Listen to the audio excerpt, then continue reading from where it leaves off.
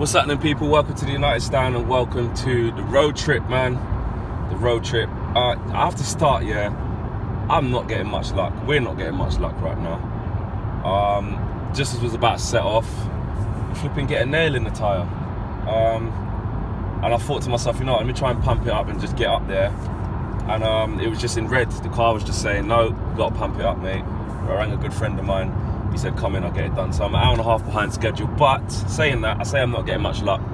You got to look at the bright side in life, innit? And I could have just gone on the motorway, it could have blown up, and then we could have been in all sorts of problems. So that on top of the little accident last week, it feels like everything's against you. But you know what? You got to pick out the positives, man. We're alive, we're healthy, and it doesn't mean I'm missing the game or anything like that. So listen, Southampton at home today. And look, we've done the business against Crystal Palace, which was the main thing. We had to, whatever happened, we just had to get 3 points. I was very impressed with the manner that we got the 3 points. But then it's leading into this game now.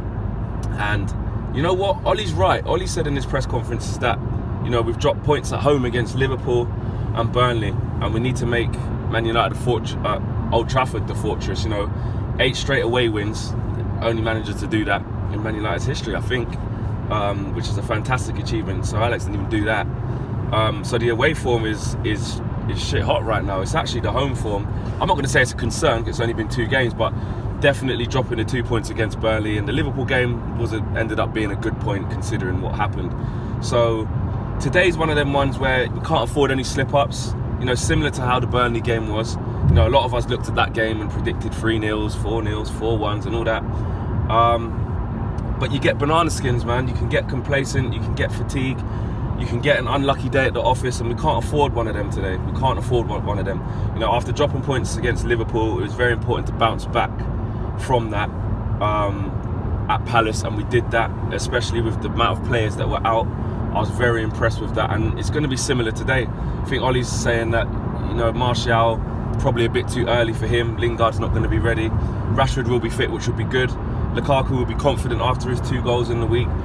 And for me, I would just change Alexis for Martial. Alexis for Rashford. I would keep Lukaku playing. He scored 2 goals and had a good game against Crystal Palace. It's not about just trying to keep an agenda from when he was playing bad. He played good in the last game. He should keep his shirt. Fair enough. Fair play to him. So team selection today, I think it kind of speaks for itself. I don't think Herrera will be back, so I'd like. Do you know what? I would actually like to see McTominay keep his place. I know that there's a sense of if Mattis is back, all right, get him in. But I think at Southampton at home, I'd play Scott McTominay again. If I don't know if Mattis is actually fully back yet. But even if he is, I'd just play McTominay at home. I'd keep him on a nice little run, and I'd probably play him in Paris, and then I'd just bring Matic back in for the Arsenal game. But whereas with McTominay, I have to give him praise. And you know me, I'm all about criticising when it's the right time to criticise and praising when it's the right time to praise. And Scott McTominay in the games that he's come in, Liverpool and Palace, he's done well. What can I say? He's kept it simple. In Liverpool, he ran further than anyone else. I thought that against Palace, he was very assured, very resilient. Showed, he could break up play. And it wasn't until I actually watched the replays back as well. He played a lot of forward passes, punching it into Pogba, punching it into Lukaku, playing forward passes into attacking players and going from there. So he's got an eye for passing forward as well. I think a lot of the time, especially under the other guy, it was how he was deployed was in the midfield next to Fellaini and Matic. It was like, well, what's going on here? There's no creativity. So maybe it was a bit hard to judge him. But look, I think he's done well. So I'd play him. And you know what? I'd probably play Fred again. I'd play the same midfield three. I think Fred grew into the game at Palace. He started off a little bit cagey. Even Lindelof was encouraging him forward, saying, look, you don't need to be on top of my toes. Get forward, go and impose yourself on the game. And I think it's just a confidence thing with Fred, because I am worried that we're not going to see a player in there, of course, but it's his first season. It hasn't gone to plan, and I don't think he's going to be a mainstay from now to the end of the season. So this will be a season where he looks back on it and thinks, do you know what, I get to the end of it, it was a very tough year for me. Get a pre-season under my belt again and go again and try and force my way into it, depending on who we buy in summer. So I'll play the same midfield three. And you know what? The back four is an interesting one because Delort done very well in a right wing position, and he did do very well. And Ashley Young did better as a wing back. So, but to be fair, he was against Zaha for a big chunk of the game, so probably didn't go forward as much as he could. And the goal did come from him, but he made amends. So, saying that, I'd probably go with the same back four. I'll go with the same back four, and yeah, I would put Alexis in out for Rashford. And Delort, you know what? I'd probably start Delort on the right again. I'd probably go with him on the right. I think he was fantastic against. Crystal Palace. He should have had an assist. Pogba should have scored that header, or at least got it on target. So he could have had an assist on a different day. And for me, I want to see more of Luke Shaw doing that again. He's in good form at the minute.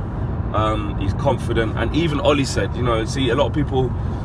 I'm not going to say giving me stick, but disagreeing with me when I say that I want to see more from him and stuff like that. Like, there's a player in there, and Luke Shaw can do it, and I think that's the frustrating thing. But even Ollie said himself, he's got a couple of levels to go up. That's the level of expectancy from a Man United fullback. Not doing it once in a game or a couple of games a season. He's been steady, defensively good. He's getting stronger. He's getting fitter, which is more important for him. He's getting fitter, and the most important thing is he's staying injury-free. I don't think he's had as big an injury-free period as this. So at the moment he's playing really well and he's very confident. And Ollie's right though, he's got another couple of levels to go up, but I'm very confident he will get there. So I want to see more of that from him today, bombing forward. I think Ashley Young at right back today, which I think he'll probably play there, it won't be like it was against Palace where he's got Zaha to deal with and he kind of pressed back and worried about going forward too much. I think we'll see him, hopefully anyway, go forward.